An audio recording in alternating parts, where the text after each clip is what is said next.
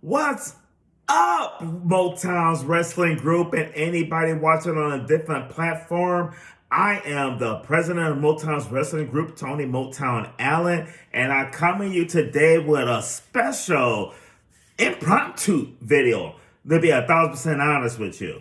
Now, I just watched the Future Focus podcast featuring the mastermind Bobby Rogers and the marvelous Marcus Buckley, members of the Motown's wrestling group.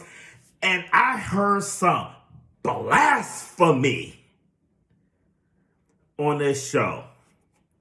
So I wanted to post a video about the blasphemy that I heard on this show.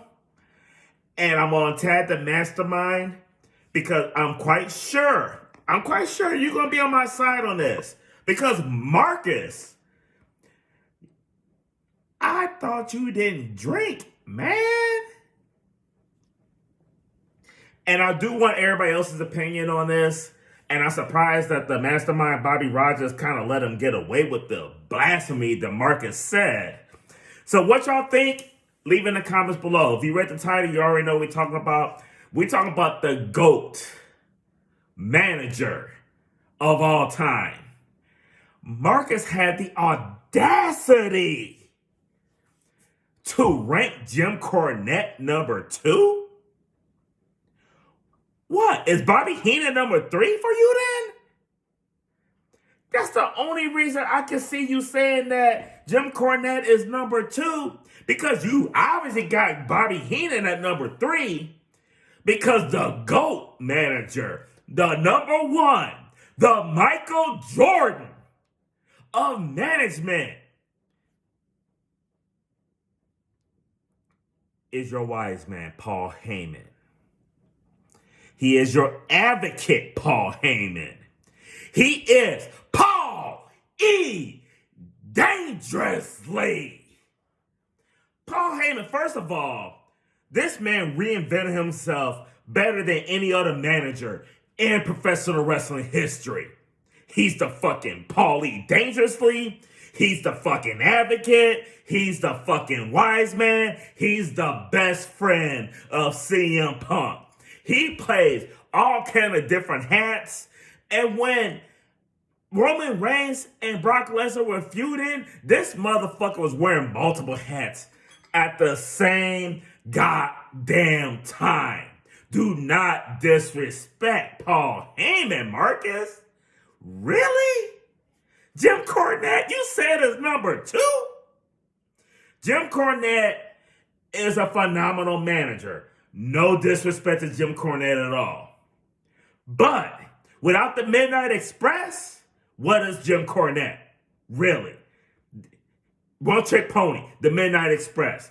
Granted, he took the Midnight Express, the beautiful Bobby E, the Loverboy Dennis, and then he changed that team. He was a genius when he replaced Loverboy Dennis with Sweet Stan Lane that made the best Midnight Express. My top 3 tag team, without a doubt. No doubt, Jim Cornette is phenomenal. But number 2, get the fuck out of here. He's the equivalent to Paul Ellering. Paul Ellering managed other wrestlers and everything, but just like Jim Cornette got his claim to fame is the Midnight Express, Paul Ellering's claim to fame is the fucking Road Warriors. J.J. Dillon, phenomenal manager. His claim to fame is the fucking Horsemen. There's two GOATs. Number 1, the advocate, the wise man, CM Punk's best friend, Paul E. Dangerously. And number 2, and it's not bad being number 2. Of all the managers that we ever had, it ain't an insult being number 2. But number 2 is Bobby Heenan. But he's not the GOAT. He was at one point, but I'm sorry. When it was just Paul E. Dangerously, Bobby Heenan was the GOAT. When he was the best friend, Bobby Heenan was still the GOAT.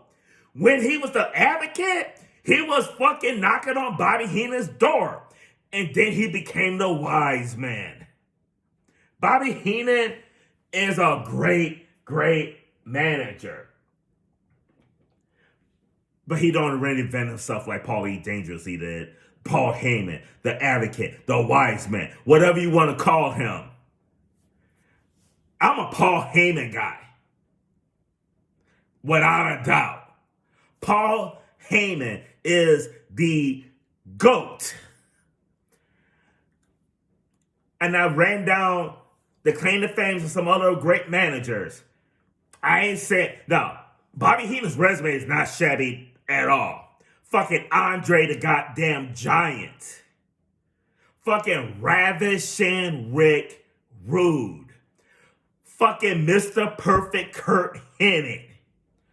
The fucking Brain Busters. And he got claimed to Ric Flair.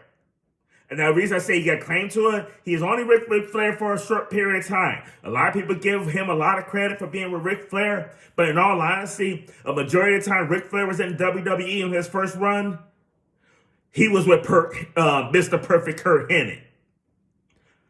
Bobby Heenan was only with him in the beginning for a minute when he was hoisting up the NWA title.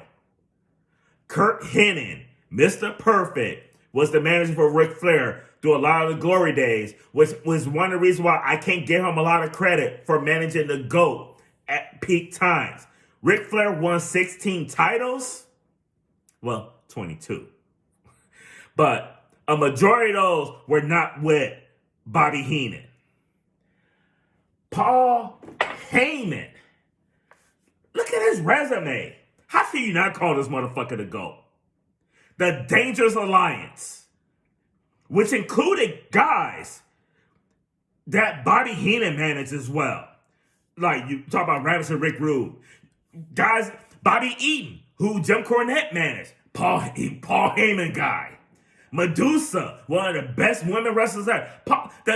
Stone Cold Steve Austin, when he was stunning Steve Austin, guess what? Before he was Stone Cold Steve Austin, he was a Paul Heyman guy. Paul Heyman managed the Bloodline before the Bloodline fucking existed with the Samoan SWAT team. Paul Heyman was the best friend and manager of CM Punk at the peak and the highest point of CM Punk's career. Paul Heyman managed fucking Kurt Angle, arguably the greatest wrestler, in-ring wrestler ever. Kurt Angle is an Olympic gold medal that won a gold medal with a broken freaking neck. And he's a Paul Heyman guy. He's not a Jim Cornette guy. He's not a Bobby Heenan guy. He is a Paul Heyman guy. You know who else man? The fucking Dudley Boys. One of the top, again, just like the Road Warriors for Paul Ellering, and just like the Midnight Express is for Jim Cornette, the Dudley Boys are on that top 3 tag teams. They're on the Mount Rushmore of tag teams. So as Jim Cornette, right, the coattails of the Midnight Express for being a great manager, Paul Heyman had a great tag team as well. And guess what? That tag team won more tag team titles under Paul Heyman than the Midnight Express did under Jim Cornette. He managed the Big Show, which he's good. Took over for Rob Van Dam when Rob Van Dam got in trouble. But we all know Rob Van Dam, also a Paul Heyman guy. Paul Heyman managed the Dangerous Alliance. He managed the Bloodline. Now you got his new group with Seth freaking Rollins. He has managed phenomenal factions. You compare the Dangerous Alliance to the Heenan family, as far as factions, toe to toe. You cannot tell me the Heenan family was heads and tails above the Dangerous Alliance. Without a doubt, you cannot tell me they were. But the Bloodline pull a Vince McMahon and shit on all of them factions' heads. Arguably one of the greatest factions ever. Definitely on the Mount Rushmore of factions. Definitely the greatest faction we've seen from 2000 on. Without a doubt. At a time when we don't really get good factions. Paul Heyman was the fucking mastermind of that. Get the hell out of here. Thinking that Jim Cornette and Bobby Heenan are better than Paul Heyman. Look at the resume. Look at the resume. They don't have the resume that Paul Heyman has.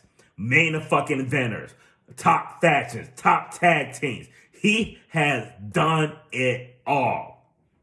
At the same time, reinventing himself, making him better.